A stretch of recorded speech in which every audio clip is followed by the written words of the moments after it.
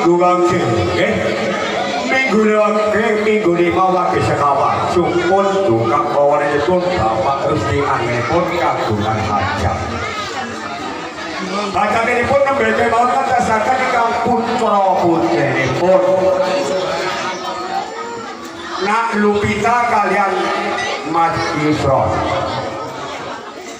Nalika semanten niku arep nonton ebek nggih. Niki tegese ujan. Wis klajokama kapanane besok duwe bojo arep ditangkap ebek. Nek kaleres deleken menika ingkang maharjo wonten ing senika Dakepan.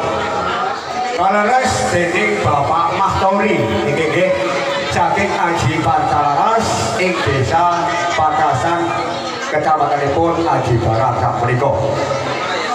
Semoga sesepuh saha pingin sepuh tangga temanipun sedaya semami anak sini nggih.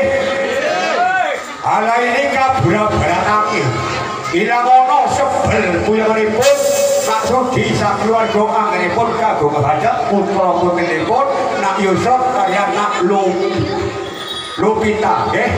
Ing dite menika sinesesan boberan langit cibrak sekawan saking wetan saka kidul saking lor saka kene sedaya sawe hanesone nggih. Ada